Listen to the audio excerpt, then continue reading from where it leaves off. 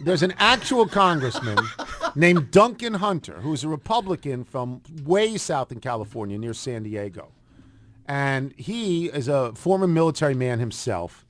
And as people might know, there's a movement now. By the way, he was preceded by his father, who was representative of the 52nd District for 16 years. So it's sort of like the British monarchy. You can just give it to your heir at that point. Who knows how it works down there? So anyway, nice weather. People might know, the Obama administration is saying that we're not going to have this don't ask, don't tell in the military with gays. It's just to be open about it. It's no problem, and that's where we're going. And Colin Powell today, for example, came out in favor of this.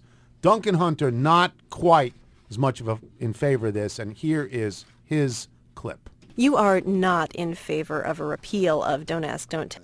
I think that it's bad for the cohesiveness and the unity of the military units, especially those that are in close combat, that are in close quarters in country right now. It's not the time to do it. I think it's the military is not civilian life, and I think the folks that have been in the military, that have been in these very close situations with each other, there has to be a special bond there, and I think that bond is broken. So if you open up the military to transgenders, to hermaphrodites, to gays and lesbians. Transgenders and hermaphrodites. Yeah, that's going to be part of this whole thing.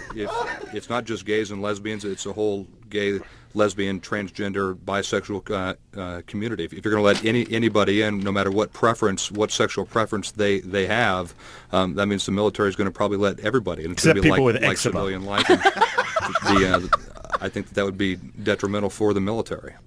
How many hermaphrodites are storming the recruiting barricades to get into the military? How many hermaphrodites can there really be in the country?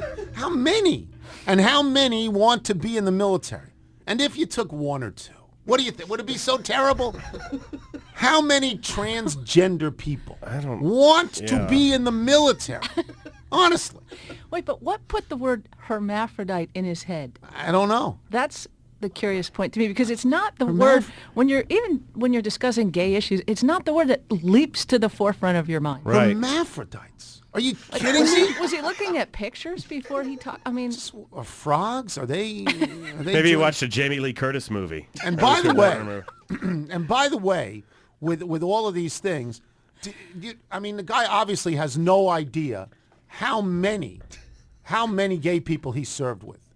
Because of course he did. Sounds like he'd rather not know. He doesn't want to know. Yeah. And look, I don't, where I am on this, I don't even know where I am in this. I don't really care about this issue. It's not an issue that affects my everyday life. I don't really care about it. But it's the hermaphrodite part that is just insane. Sort of random. He's a congressman. He's a congressman. People voted for this guy. I mean, can we just tip a hat, though, to the interviewer? When she just... To gays and lesbians. Hold on. Transgenders and hermaphrodites. I mean, she doesn't just blatantly start laughing. No, doesn't laugh. Yeah. But that's when, and you guys would know about this more than I, that's when you're the interviewer, you're thinking, I'm onto something. Yeah. This one's going to get some run. It's just fabulous. It's so crazy.